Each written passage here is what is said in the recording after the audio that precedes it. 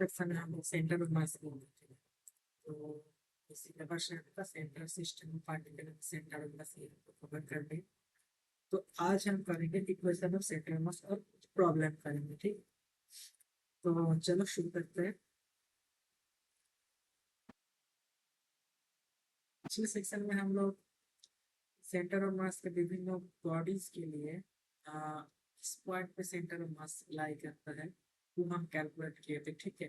उसका पूरा X axis Y axis basically discrete और कॉन्टिन्यूअस सिस्टम।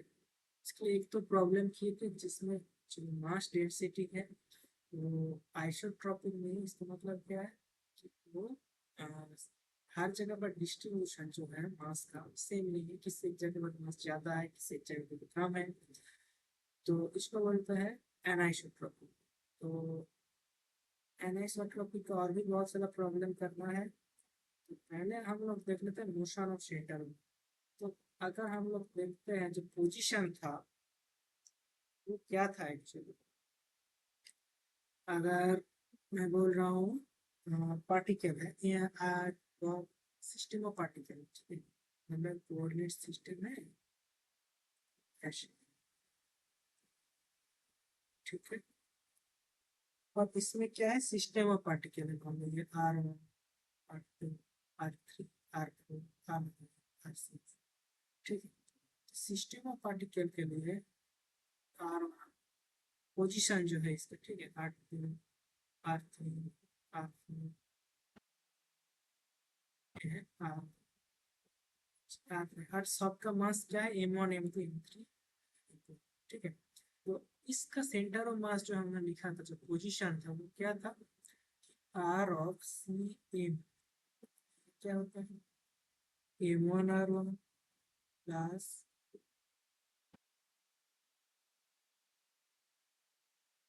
इसका पोजीशन क्या लिखा था M1R1 plus M2R2 plus M3R3 plus इसी करते करते साइड टर्म के लिए M1 डिवाइडेड बाई, और हम लिखते हैं nth के लिए, ठीक है। ये ith पार्टी के लिए हम लोग मान रहे हैं कि n नंबर ऑफ सिस्टम है। इसके लिए मैं लिख रहा हूँ m of n r of n divided by m1 plus m2 plus m3 plus ऐसे करते करते m ऑफ n, ठीक। इसको हम कैसे लिखे थे, इसको अगर लिखेंगे तो सिंपली हम लिख सकते हैं sum over i equals to 1 to n mi ri divided by sum over n, that is the total mass capital, ठीक है। लिख सकते। तो अब हम लिखते हैं वेलोसिटी। इन जनरल वेलोसिटी क्या, वेलोसिटी जो होता है डी आर डी, ये होता है वेलोसिटी, ये होता है वेलोसिटी। तो इधर हम क्या करेंगे v ऑफ सी एम निकालेंगे,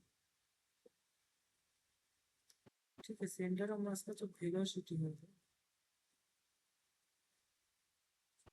सेंटर मास वो क्या हो जाएगा, सिमिलरली क्या होगा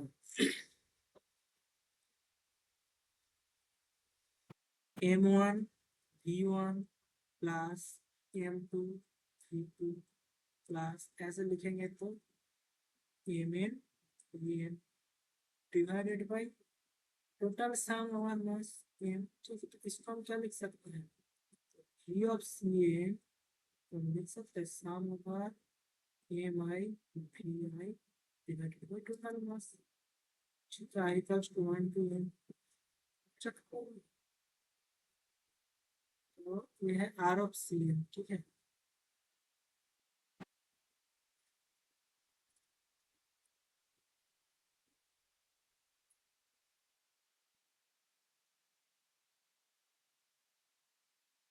नेक्स्ट हम डिस्कस करते हैं एक्सेलरेशन।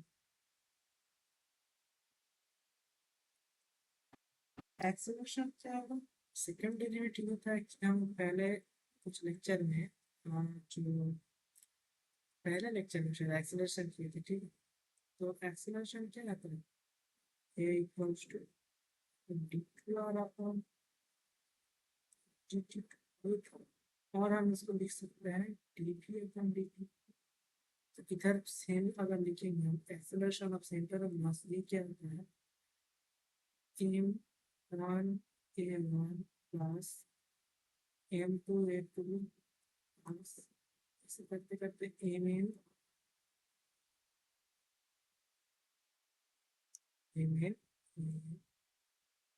डिवाइडेड बाय शाम ओवर n। इसको अगर हम लिखा तो क्या लिख सकते हैं sum over mi ai divided by total mass i equals to 1 to n। ठीक है, ये आपको होगा एक्सेलरेशन। अगर एक्सेलरेशन मिल गया है तो हम फोर्स लिख सकते हैं ना। तो फोर्स क्या होता है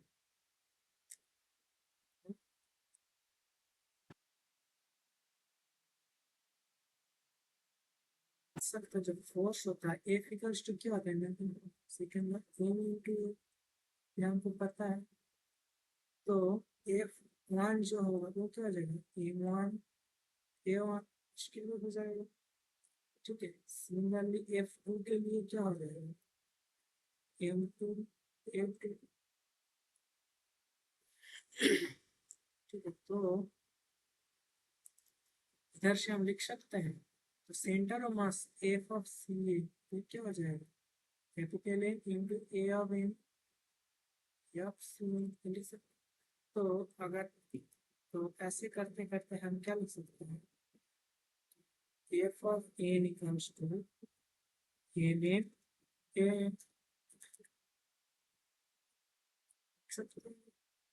तो नेक्स्ट हमको बताओ, तो ऊपर देखो एक्सीलरेशन का जो इक्वेशन था उधर से हम क्या लिख सकते हैं हम जानते हैं A of CN equals to m1 a1 plus m2 a2 plus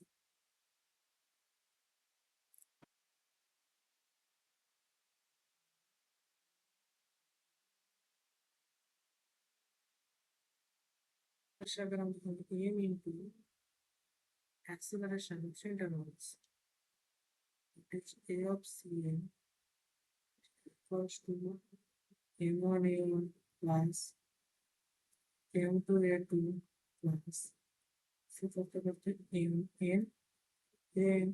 इसका मतलब क्या है force of centre of mass.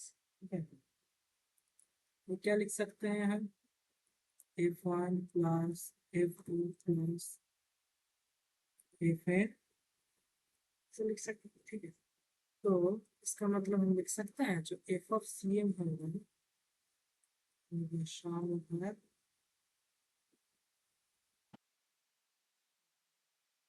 I goes from 1 to n।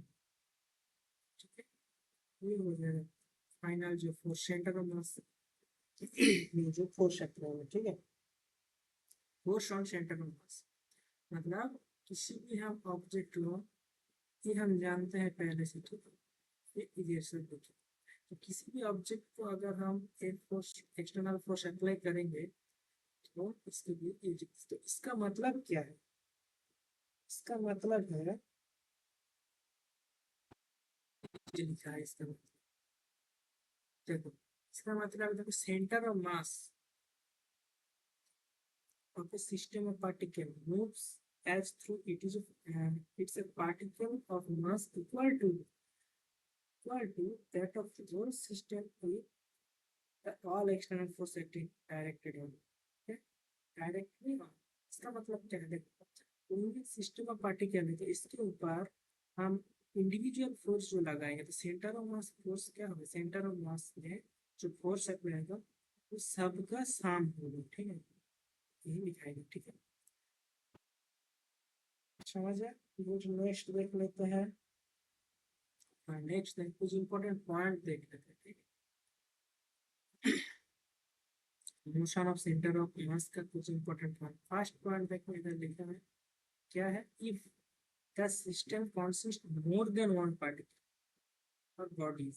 इसका मतलब क्या सिस्टम ऑफ पार्टिकल की बात कर रहे हैं। ठीक है, तो for system of particle and the net external force on the system जिन्हें पर्टिकुलर डायरेक्शन में चाहिए। इसका मतलब क्या है?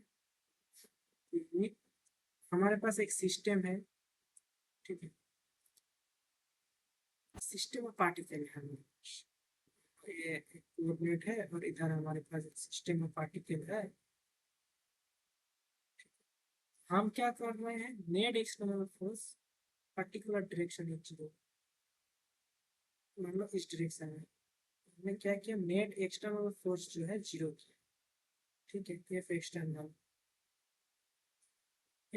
Force zero. देन इसका मतलब क्या बोल रहा है? The centre of mass will move along the particle. Net external force zero कब बोलेगा? With the centre of mass at rest, ठीक है। इसका मतलब क्या है? सेंटर ऑफ मास का जो फोर्स होगा एफ, वो जीरो हो जाएगा, ठीक है। एक्सटर्नल फोर्स जीरो मतलब सेंटर ऑफ मास का जो फोर्स है जीरो। इसका मतलब क्या है? ये जो स्ट्रॉन्ग पार्टिकल है ये रेस्ट पे रहेगा, ठीक है।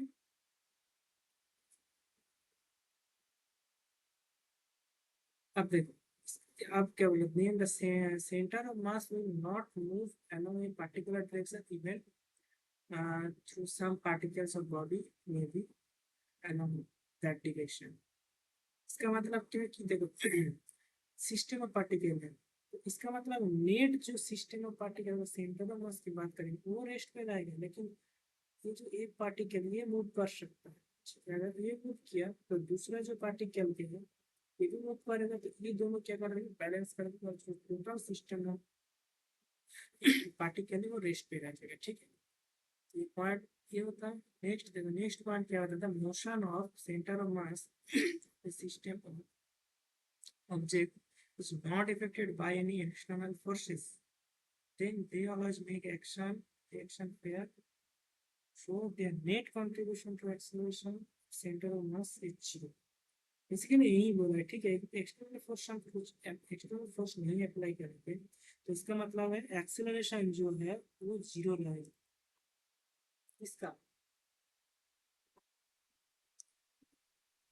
सेंटर ऑफ मास का, ठीक है। ए ऑफ सी एम जो होगा वो जीरो हो जाएगा। नेक्स्ट अभी देखो, ये थर्ड केस जो है ये देखो इंपॉर्टेंट है। थर्ड केस में क्या बोल रहा है कि two particles of mass m1 and m2 are placed on a smooth surface separated at a distance t, ठीक है। इसका मतलब है हमारे पास दो पार्टिकल मान लो ये M1, ठीक है।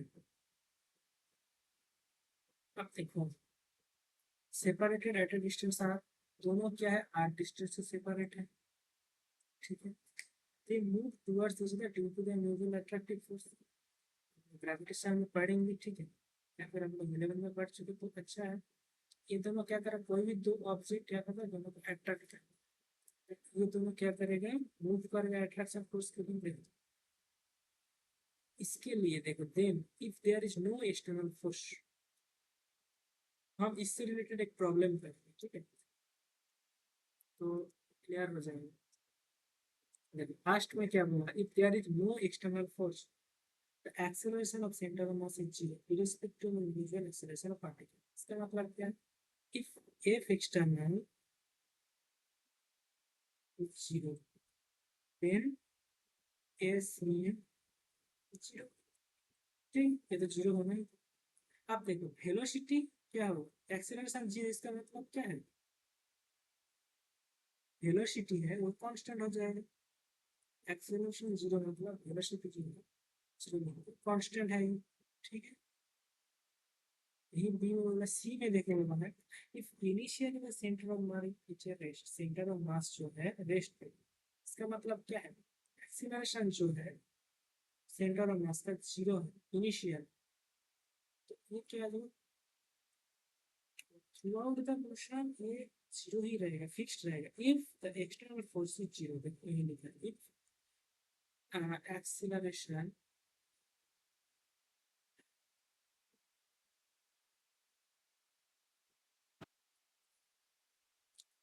VCM जीरो, ठीक है, इनिशियली यहाँ पे है VCM जीरो।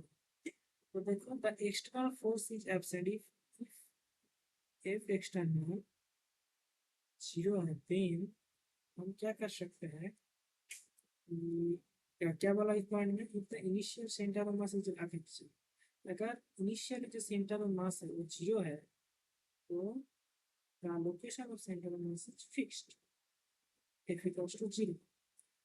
इसका मतलब है अगर एक्सटर्नल फोर्स जीरो है तो जो सेंटर ऑफ मास का जो स्पीड होगा वो भी जीरो रहेगा, ठीक है। तो पहले केस में हमने बता दिया है इनिशियल जीरो है तो ठीक है through out the motion zero. देखिए थर्ड केस फोर्थ केस क्या बोला है under the action of external forces. अगर एक्सटर्नल फोर्स कुछ अप्लाई करेंगे, ठीक है, मान लो कुछ एक्सटर्नल फोर्स अप्लाई किया तो इस केस में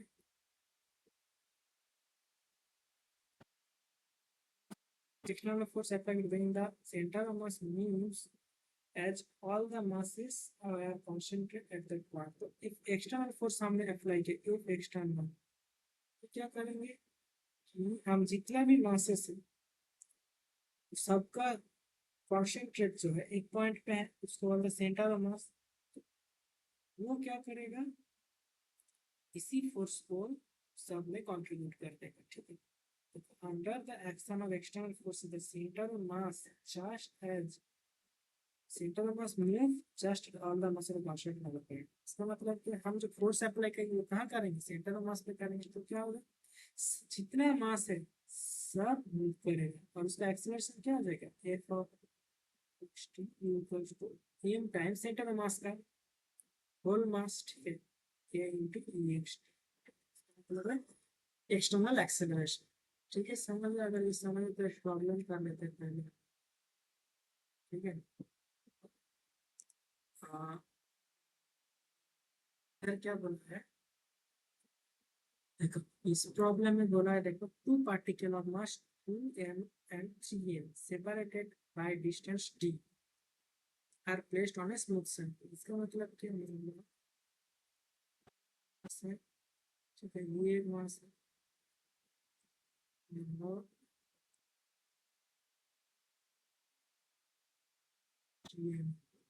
इन दोनों का डिस्टेंस कितना है d है, ठीक है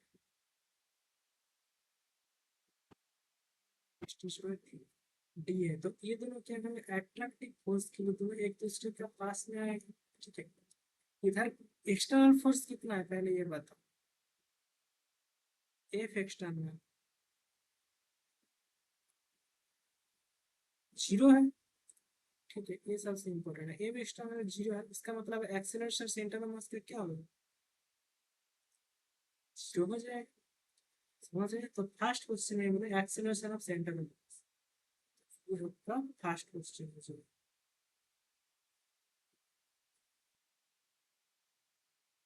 नेक्स्ट क्या बोला velocity of the centre of mass when they are separated between the particle become d by 3।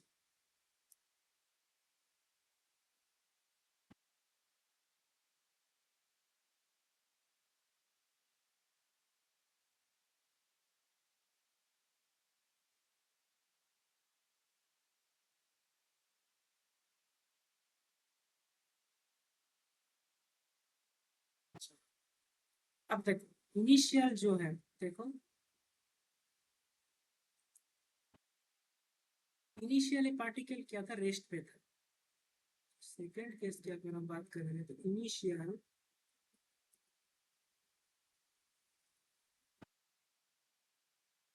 Initial condition क्या था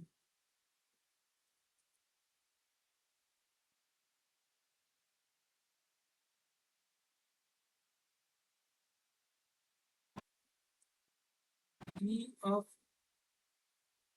ए इसको हम ए पार्टिकल मानेंगे और इसको अगर बी माने तो v ऑफ ए कितना था जीरो था और v ऑफ बी कितना था जीरो था, दोनों ही जीरो था, ठीक है। तो इसका मतलब क्या है v ऑफ सेंटर ऑफ मास जो है वो जीरो था, ठीक है। एंड एफ एक्सटर्नल फोर्स जो है वो जीरो है। Initially v centre of mass zero था एफ एक्सटर्नल जीरो है। तो जब दो पार्टिकल डी बाई थ्री में आ गया तो उस केस में सेंटर ऑफ मास का जो वेलोसिटी होगा वो जीरो ही रहेगा। v ऑफ cm जो होगा वो जीरो ही रहेगा एट v/3 डिस्टेंस। यही केस को ये बोला था, हार्ड पॉइंट जो था सी नंबर एक्चुअली वही केस था। ठीक है, इसका मतलब क्या है, इनिशियली भी जीरो। ठीक है, if F external is zero then भी cm जो होगा थ्रू द मोशन ये जीरो ही रहेगा। ठीक है, समझ गया। अभी और एक कुछ तो था इसके बाद। हाँ, अब देखो, at what distance from the initial position of mass 2m will the particle collide। इसका मतलब क्या है कि 2m से कितना डिस्टेंस में दो पार्टिकल कोलाइड करेंगे। इसका मतलब क्या है, वो निकालना पड़ेगा कहाँ कोलाइड करेंगे। गेस कर सकते सेंटर ऑफ मास में कोलाइड करेंगे। ठीक है, तो सेंटर ऑफ मास निकालना पड़ेगा। बहुत ईजी है कि सेंटर ऑफ मास क्या होगा, तो हम मान रहे हैं centre of mass A 1D motion.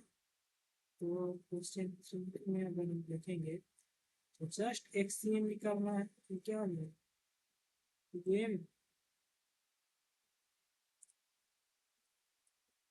Into, हम रेफरेंस फ्रेम को जो इधर मान इधर जीरो जीरो है। ठीक है, 2m से बोला है ना, तो 2m को जीरो मान लेते, 2m into zero plus 3m into b divided by 2m plus, तो इधर से क्या आ जाएगा 3d अपॉन 5। इस पॉइंट पर जाके क्या हो जाएगा, जो कोलाइड करेगा दो पार्टिकल। ठीक है, समझ है। नेक्स्ट,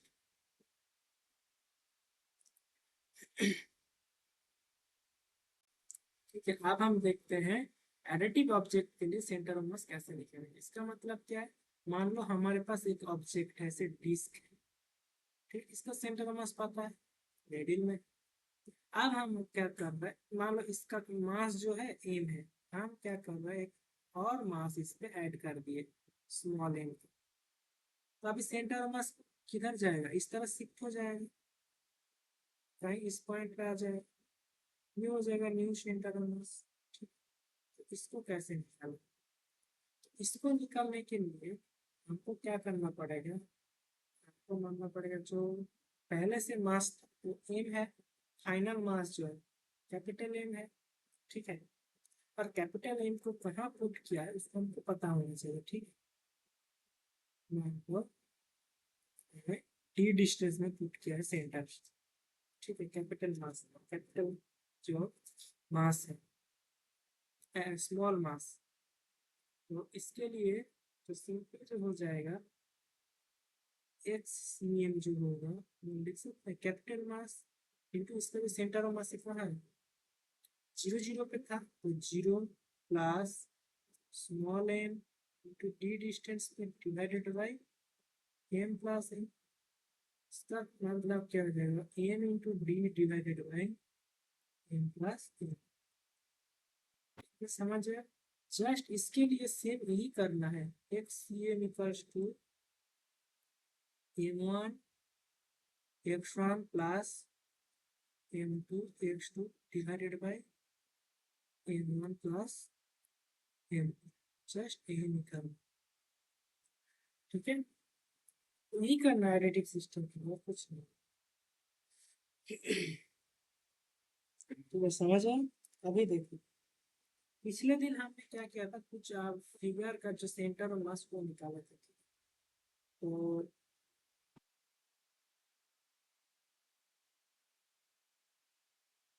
पिछले दिन हम लोग सब्ट्रैक्टिव ऑब्जेक्ट निकाले थे, कैसे निकाले थे, और सब्ट्रैक्टिव ऑब्जेक्ट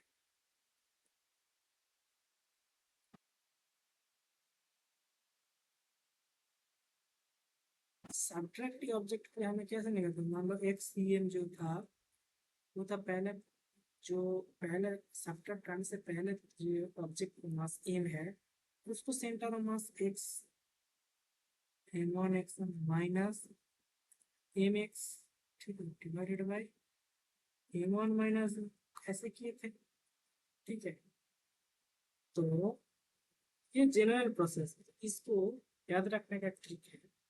मतलब हमको पहले जो बड़ा जो सरफेस है वो दिया है, ऑब्जेक्ट है, उसका सेंटर ऑफ मास हमको कहाँ लेना है, सेंटर ओरिजिन, इधर ही हमको कोऑर्डिनेट सिस्टम फिक्स करना है। ठीक है, इसका मतलब क्या हो जाएगा, जो ये जो एक्स हो जाएगा 0 0 हो जाएगा, 0 हो जाएगा। ठीक है, तो हमको जो नया जो सेंटर ऑफ मास होगा वो हम मान रहे हैं पोजीशन होगा। तो इनिशियली कहाँ था, सेंटर पे, तो हम लिख रहे हैं इनिशियल जो था, इनिशियल पोजीशन,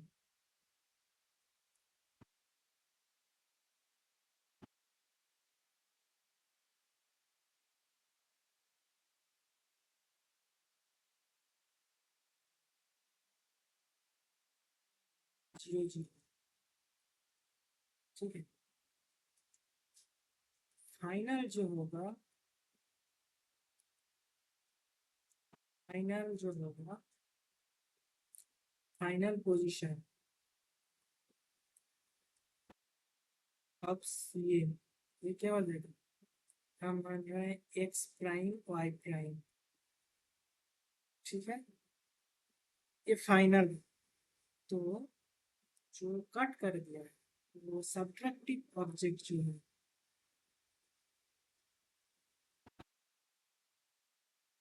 सब्ट्रैक्टिव ऑब्जेक्ट जो है उसका पोजीशन हमको पता होना चाहिए। ठीक है, और उसका मास भी पता होना चाहिए। तो अगर ये पता है, इसका पोजीशन, सब्ट्रैक्टिव ऑब्जेक्ट का मास कैलकुलेट करना पड़ेगा पहले। ठीक है, और सब्ट्रैक्टिव ऑब्जेक्ट, देखो इनिशियल जो पोजीशन है, इनिशियल पोजीशन का जो ऑब्जेक्ट का, उसका हम मास मान रहे हैं कैपिटल एम।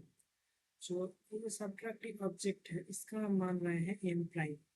तो हमको क्या करना पड़ेगा, एम प्राइम को लिखना पड़ेगा इन टर्म ऑफ एम, इसमें लिखना पड़ेगा। ठीक है, फिर रिमेनिंग पार्ट जो है,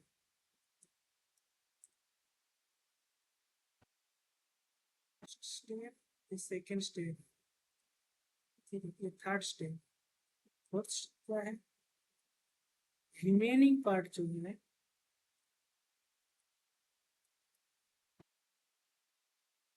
इसके टर्म में लिखना पड़ेगा एम प्राइम को। ठीक है, तो रिमेनिंग पार्ट हमको क्या लिखेंगे, तो एम माइनस एम प्राइम। ठीक है, तो अब इसका ही तो सेंटर ऑफ मास निकालना है, तो फाइनल जो फॉर्म हो जाएगा सेंटर ऑफ मास का वो क्या आ जाएगा, M minus M prime into X M equals to, हम डायरेक्ट लिख सकते हैं एम प्राइम इंटू उसका पोजीशन, मतलब जो ऑब्जेक्ट को सब्ट्रैक्ट कर दिया उसका पोजीशन हम होता है स्मॉल एक्स। जस्ट ये कैलकुलेट कर दो। ठीक है, तो इसका मतलब क्या है, जो एक्स सेम हो जाएगा उसको हम डायरेक्ट लिख सकते हैं M prime X divided by M minus M prime. ठीक है, इससे भी कर सकते, सिर्फ इस पे पुट कर देना है। ठीक है, इस पे अगर पुट कर देंगे तो आंसर आ जाएगा। तो एक प्रॉब्लम करते हैं, मान लो क्वेश्चन, ठीक है,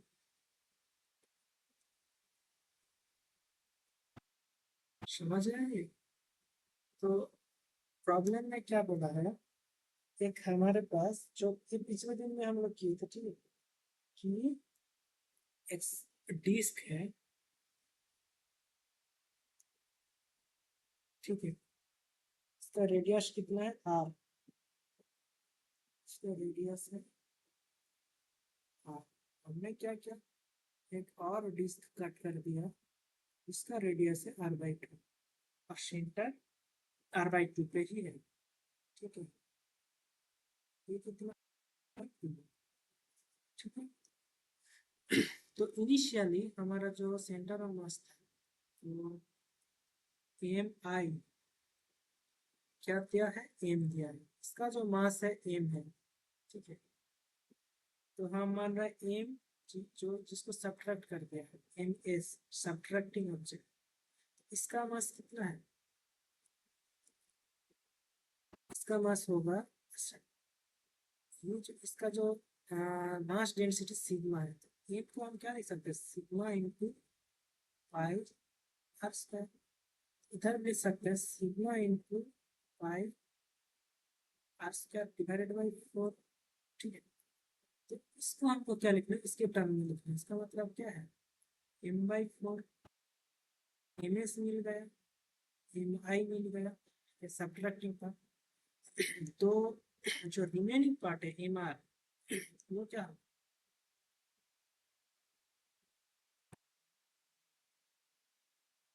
एम आर क्या हो जाएगा,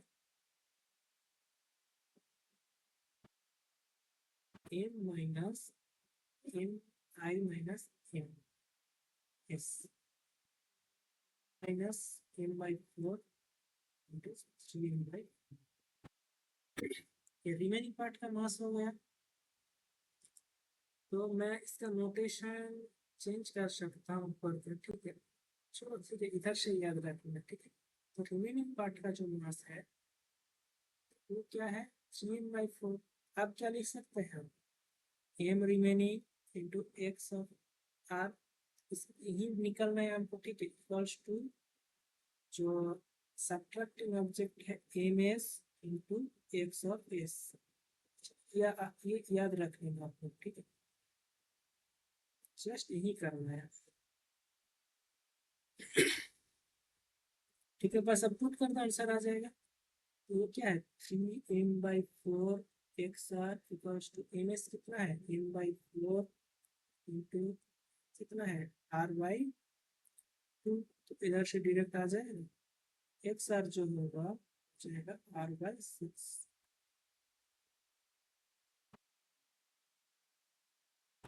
और किस तरफ होगा, अपोजिट डायरेक्शन में, ठीक है। तो पता है इस डायरेक्शन में होगा, इधर कुछ होगा r/6, ठीक है, समझ में आएगी, हाँ, तो याद रखना है प्रोसेस है, ठीक है, जस्ट एम आर जो निकालने वाले हैं हम लोग, उसका मास कैलकुलेट कर लेना, उसका पोजीशन यही एक्चुअली कैलकुलेट करना है, और जो सब्ट्रैक्टिव ऑब्जेक्ट दोनों को बैलेंस करना है, और ये इसका स्टेप है कैलकुलेट करने का, एक्चुअली ये याद रखने का जरूरत नहीं है, सिर्फ आपको फाइनल जो फॉर्म है कैसे इससे याद रख सकते हैं, ठीक है। ये इनिशियल मास है, सब्ट्रैक्टिव ऑब्जेक्ट का मास है, फिर रिमेनिंग जो रिमेन है, remaining part, mass of remaining, तो ये कर लेना, ठीक है, समझ आए तो पहले, अच्छा ये एक ट्रिक देख लेते हैं, ठीक है, ये चीज अच्छा है, तो इसे याद रख सकते हो आप लोग, तो इधर ये याद रखना आपको, चल तुझे आगे सिनेमा देखा, ठीक है।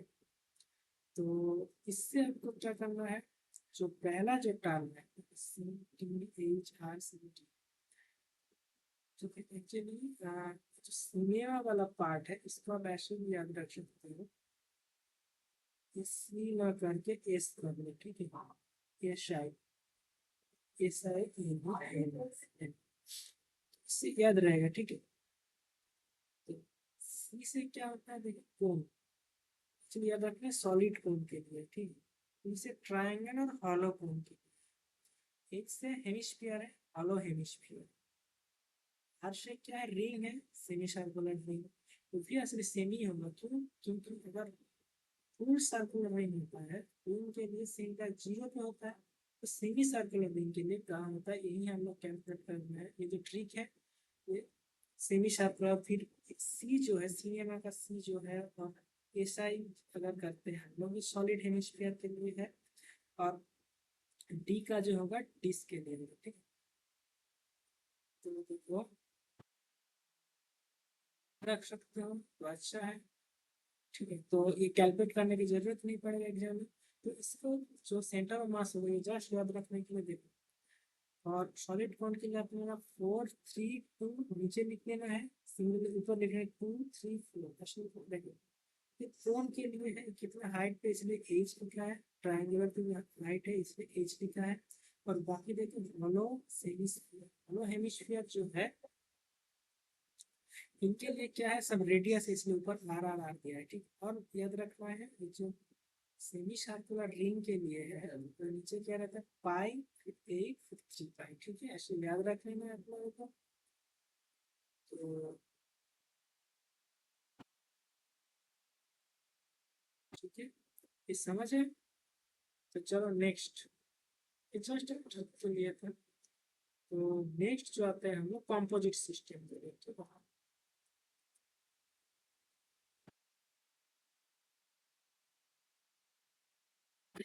कॉम्पोजिट सिस्टम के लिए कैसे हम सेंटर ऑफ मास निकालेंगे वो देखते हैं। कॉम्पोजिट सिस्टम का मतलब क्या है,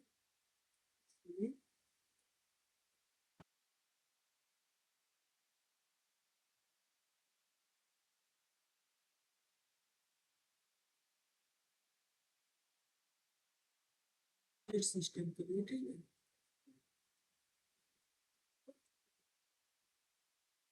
इसका मतलब है हमारे पास बच्चे एक हेमिस्फीयर है, ठीक है, सॉलिड हेमिस्फीयर है।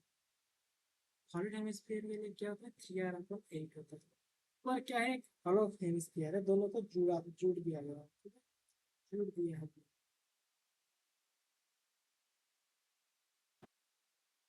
सॉलिड कोन के लिए कितना होता है आर H/4 पे, तो हम लोग मान रहे हैं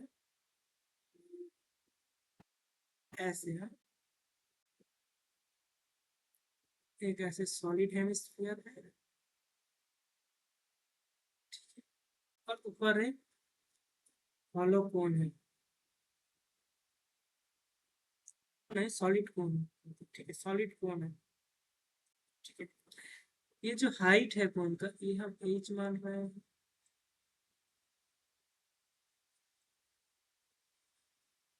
ठीक है। और नीचे जो है ये रेडियस आर मान रहे हैं। तो हमको क्या निकालना है, हमको निकालना है इस सिस्टम का सेंटर ऑफ मास कहाँ है। तो हमको पता है नीचे जो ऑब्जेक्ट है कॉन्वेल इसका सेंटर ऑफ मास कहाँ होगा, इसका नीचे होगा 3/8 डिस्टेंस पे। हम मान रहे हैं इसका जो सेंटर ऑफ मास है ये नीचे है, ये है, क्या होगा 3r/8, तो नीचे की डायरेक्शन में। और ऊपर का जो सॉलिड कोन है ये सॉलिड है, हाँ सॉलिड ऑब्जेक्ट है ये। जो ऊपर सॉलिड कोन है इसका जो सेंटर ऑफ मास है ये कितने डिस्टेंस पे है, ये है H/4, ठीक है। अब देखो हमको क्या निकालना है, इसका जो डेंसिटी है वो सेम है पूरा, ठीक है, डेंसिटी सेम है। तो हम पहले इसका मास निकालते हैं, इसका मास क्या होगा एम, एम जो हो जाएगा 4 इंटू इसका वॉल्यूम क्या होता है 1/3 पाई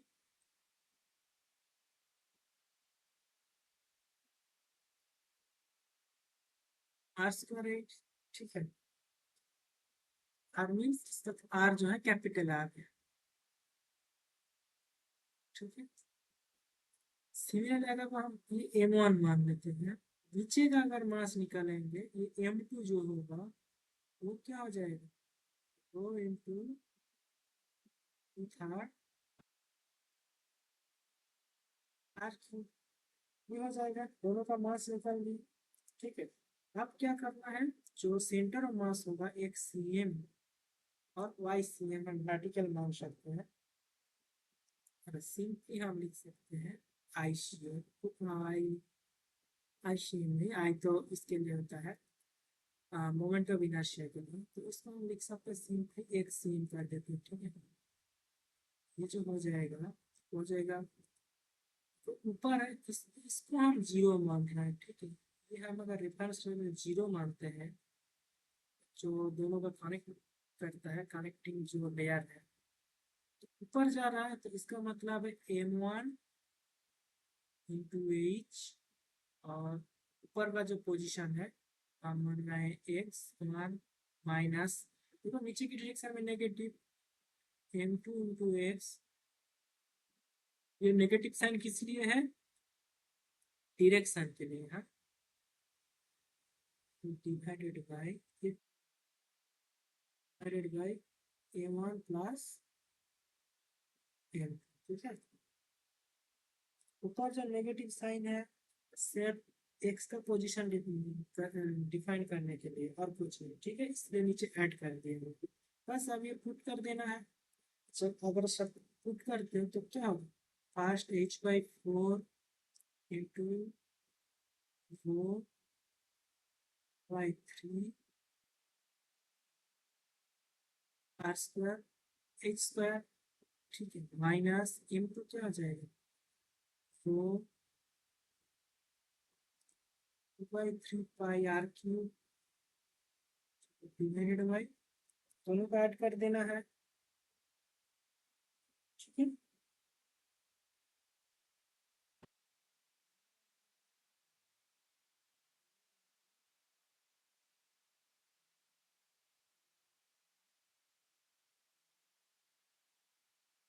स्क्वायर एच प्लस, फिर क्या होगा 2/3 4 पाई आर क्यूब, इधर से कैलकुलेट कर लेना, जो फाइनल रिजल्ट आएगा वो मैं लिख देता हूँ, एच स्क्वायर माइनस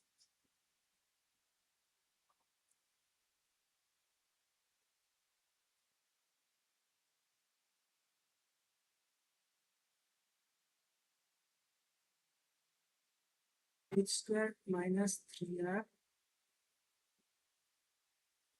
क्यूब,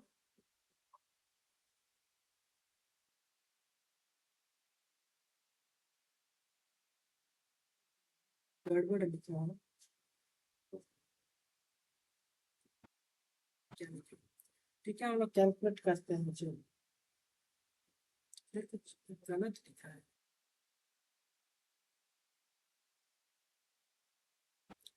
तो देखो इधर से नीचे 3 कैंसिल हो जाएगा, ठीक है, तो ऊपर जो बचेगा ऊपर क्या रहेगा,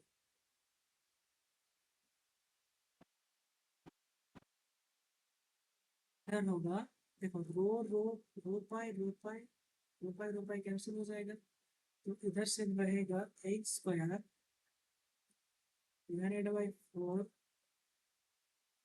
ठीक है, माइनस रहेगा और आर रहेगा, क्योंकि हम आर स्क्वायर कॉमन ले रहे हैं, ठीक है। एक मिनट, इसका पोजीशन कहाँ है, इसका पोजीशन हम लोग गलत लिखते हैं, ये पोजीशन था 3r/8, ठीक है, इधर क्या रहेगा आर स्क्वायर रहेगा, आर स्क्वायर इंटू क्या रहेगा 3/4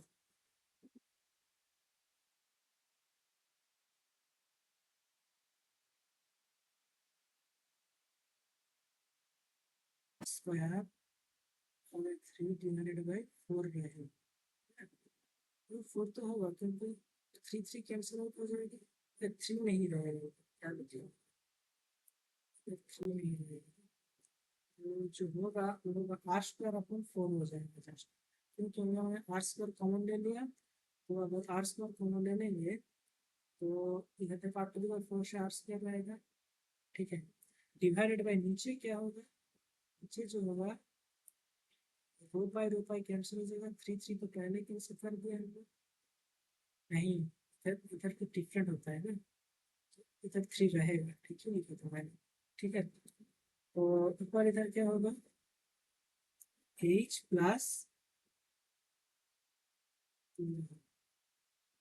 तो इधर से कैलकुलेट कर लेना, जो आंसर आएगा वो होगा H square minus 3r square divided by 4 times H plus 2, ये हो जाएगा centre of mass position composite system. ठीक है। नेक्स्ट चलो, नेक्स्ट और भी बहुत सारा प्रॉब्लम है, आप लोग किसी भी कुछ उठा लेना तो उससे सॉल्व कर लेना है। ठीक है, नेक्स्ट ये प्रॉब्लम का, ठीक है।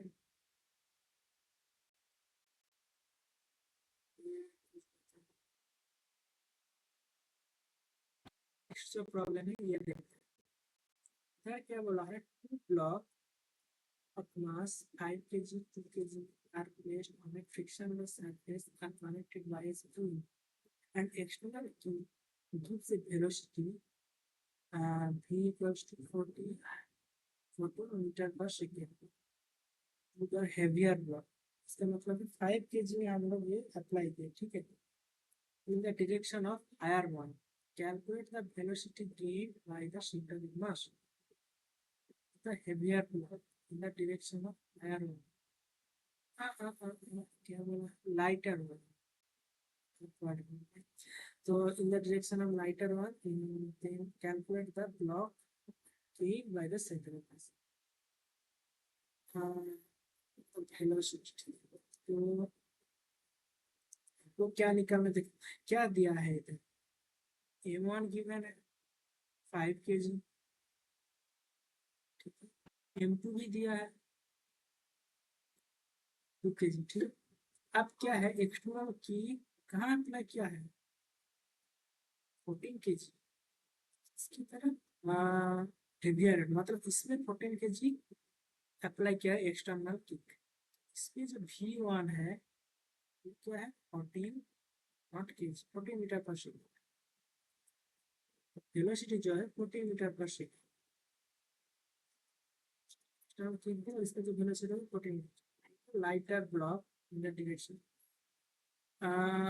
इन the direction of lighter one, इसकी तरफ से वेलोसिटी अप्लाई करें। Calculate the velocity gained by the centre of मास।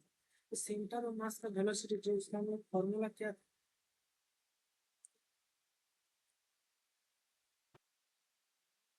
क्या वो फॉर्मूला जो था वो क्या था, जो वी सी एम होगा वो क्या हो जाएगा, m1 v1 plus m2 v2 divide by m1 plus m2। Just यही पुट करना है। तो सेकेंड ब्लॉक का वेलोसिटी कितना है, कुछ नहीं दिया, तो इसका मतलब है 0 पुट करना है, ठीक है। तो जस्ट इधर के पुट कर दो, 5 into 14 plus into 0 divide by plus, ठीक है। इसका मतलब क्या है 7, तो कितना आ जाएगा सर, 10 मीटर पर सेकेंड आ जाएगा, ठीक है, समझ आया। और किस डायरेक्शन में होगा,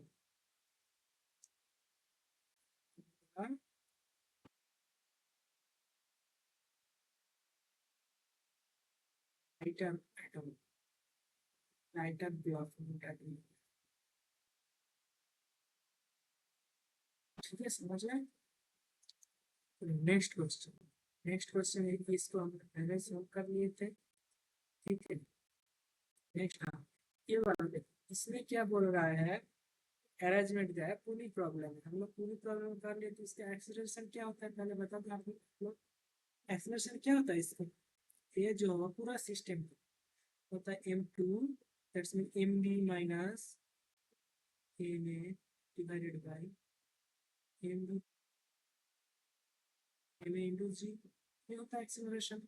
तो इधर अगर सिस्टम का एक्सीलरेशन निकालना है तो ये क्या आ जाएगा, 2 minus 1 divided by 2 plus 1 into g। इसका मतलब g/3, ये एक्सीलरेशन मिल गया है। तो इसका मतलब है acceleration of a equals to acceleration of b equals to g/3, ठीक है। अब देखो, अब क्या निकालना है, find the acceleration of the centre of mass at the both fluid, neglect the friction, ठीक है। बस हो गया। एक्सेलरेशन क्या होगा, acceleration of centre of mass equals to m1 plus m2 divided by m1 plus m, यही कर देना है और कुछ नहीं, ठीक है।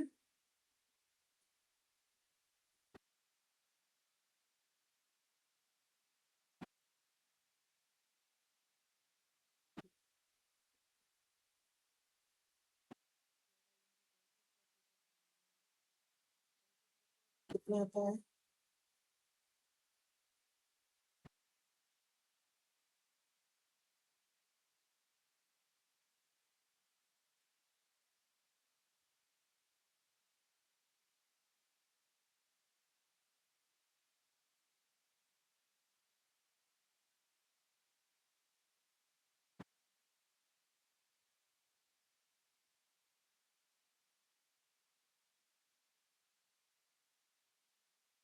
A1 कितना है? 2। A1 कितना है? G/3, ठीक है। M2 कितना है? 1 kg, ठीक है। A2 कितना है? देखो, ये सिस्टम किधर जा रहा है? इधर ऊपर जा रहा है, नीचे जा रहा है, एक्सेलरेशन अपोजिट डायरेक्शन में है, ठीक है। इसका मतलब है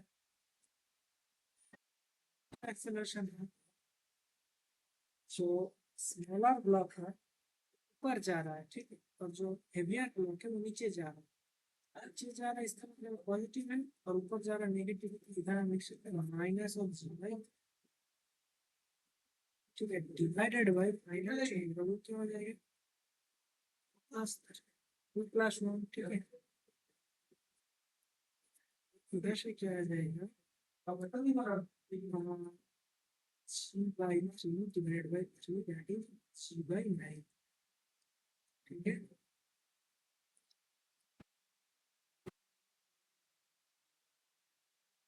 जानते हैं लीनियर मोमेंटम सिस्टम में, ठीक है।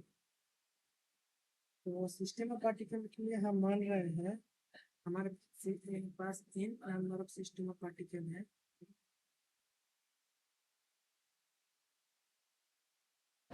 n number of system of particle है। हर एक का जो मोमेंटम है 1 से करके, ठीक है। और कोई एक है P, तो जो नेट मोमेंटम होगा तो क्या हो जाएगा? P equals to U1 plus U2 plus ऐसे करते करते N2, ठीक है। उसका मतलब क्या है? हर एक का अगर मास m है, m1 एंड वेलोसिटी v1 है, तो इधर से हम लिख सकते हैं m1 v1 m2 v2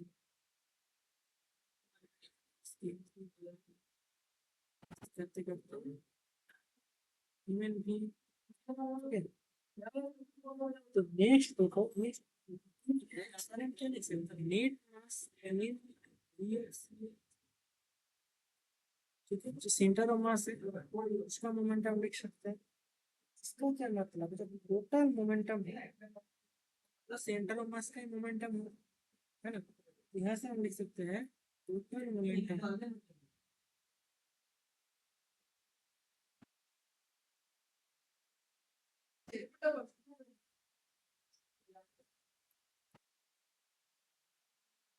system of particle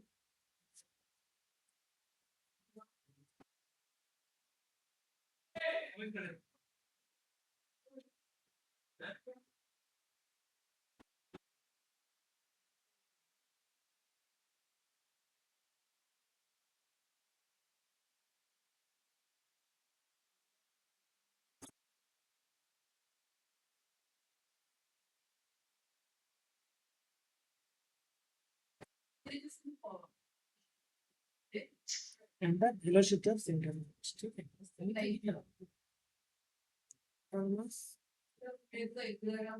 and the velocity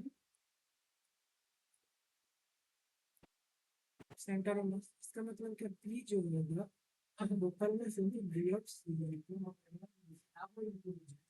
ठीक है। ये समझ है, तो हमें एक प्रॉब्लम देखना था,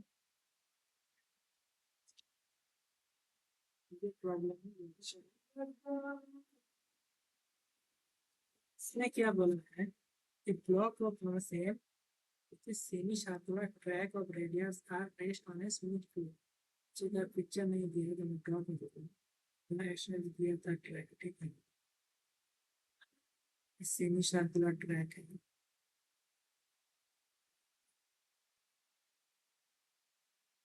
ऐसे दिया है। इसका रेडियस कितना दिया है, आर दिया है। इसका मतलब क्या है, यहाँ से इस पॉइंट का इस पॉइंट का ये जो डेप्थ है वो कितना है, आर। ठीक है, अब देखो, a sphere of mass m of radius small are released from waste from a point।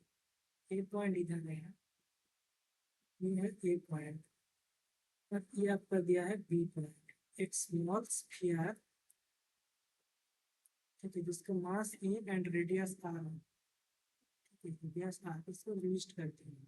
Find the velocity of the sphere and the track when the sphere reaches at p। ये इधर से छोड़ दिया है, ठीक है, रेस्ट, ये initially rest पे था, रेस्ट पे, ठीक है।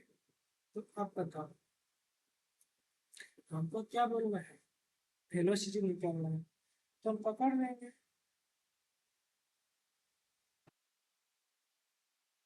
जब ये जब ये जो स्फीयर है, स्मॉल स्फीयर, ये बी पॉइंट में पहुंचेगा तो उसका वेलोसिटी, हम मान रहे हैं स्मॉल स्फीयर का वेलोसिटी जो होगा,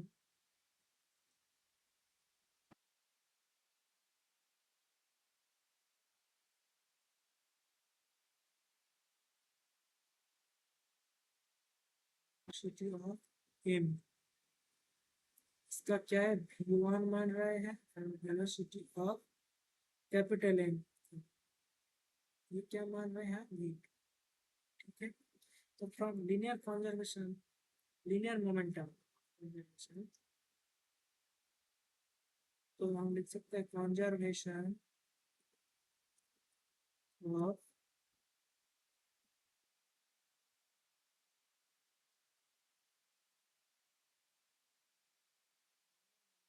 क्या लिख सकते हैं, M B one two M into V two, लिख सकते हैं।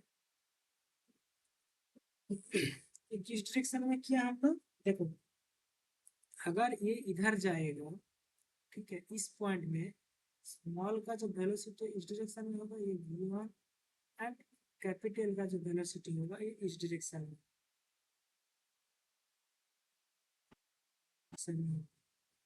v2। ठीक है, इसका मतलब क्या है, ये हो जाएगा, तो कैसे होगा ये तो पता था। तो इनिशियली क्या था, पूरा सिस्टम इनिशियली मोमेंटम जो था जीरो था, फाइनल मोमेंटम देख, M into V one minus capital M into V two, इधर से हम लिख सकते हैं M V one equals to capital M V two. ठीक है, ये आ गया। अब देखो, अब हम करेंगे एनर्जी कंजर्वेशन। एनर्जी कंजर्वेशन सीखी या नहीं सीखी यार, एनर्जी कंजर्वेशन करना, क्योंकि देखो इस पॉइंट पे जब ये पार्टिकल था, जी क्या था, इनिशियली जीरो, वन जो था जीरो, तो एनर्जी क्या होगी, काइनेटिक एनर्जी जीरो, तो पोटेंशियल एनर्जी क्या होगा, एम जी इंटू आर। ठीक है, और एम मास के लिए, एम मास के लिए है, ठीक है, कहा पॉइंट ए पर,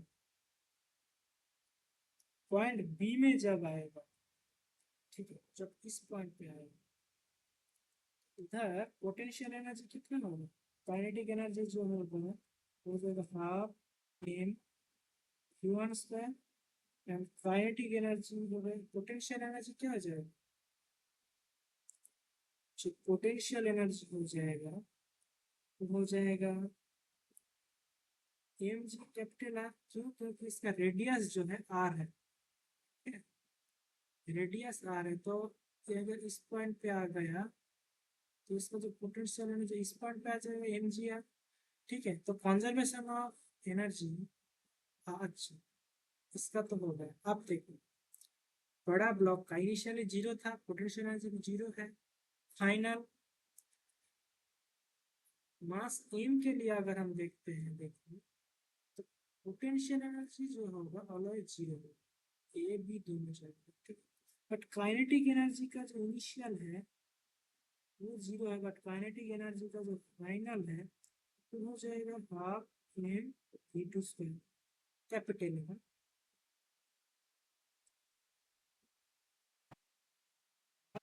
एम वी टू स्क्वायर, ठीक है। तो इधर से अगर हम कंजर्वेशन ऑफ एनर्जी लगाएंगे तो क्या आ जाएगा, तो कंजर्वेशन ऑफ एनर्जी लगाते देखो इनिशियली क्या था, half M V one square, initial जो था 0 था, हम रेफरेंस टेबल बी पॉइंट पर सेट किया है, तो इनिशियली शिफ्ट था एम जी आर, फाइनल हो जाएगा half M one square plus M G R plus half M,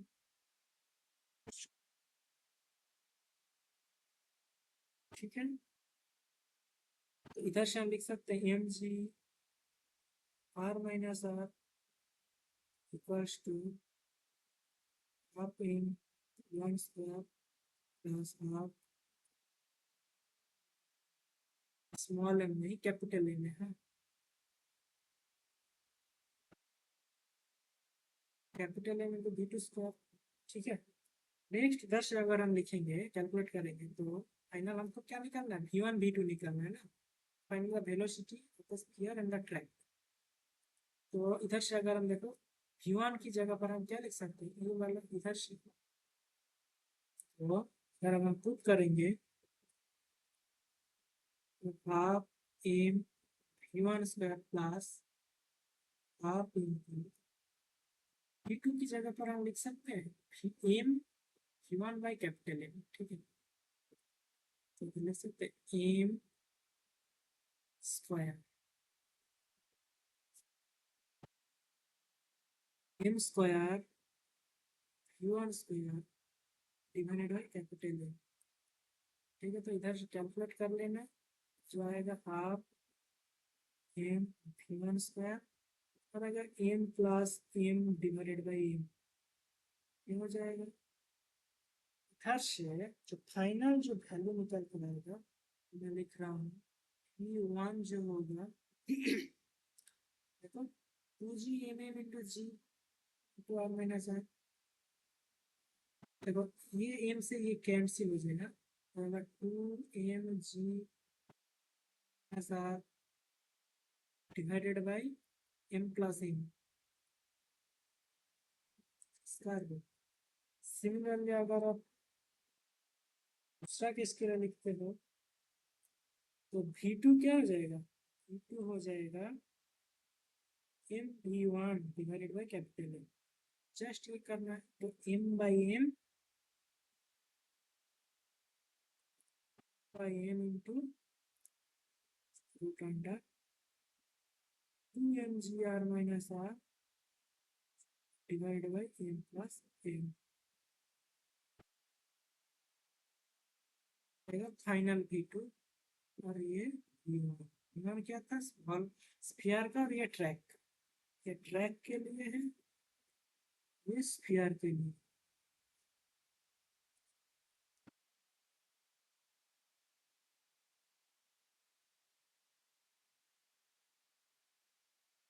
ठीक है। इतना समझ है आज, ठीक है। चलो मिलते हैं नेक्स्ट सेशन में, और भी बहुत प्रॉब्लम कराना था लेकिन ठीक है, जब प्रॉब्लम डिस्कशन सेशन में तब बहुत सारा प्रॉब्लम करेंगे, ठीक है।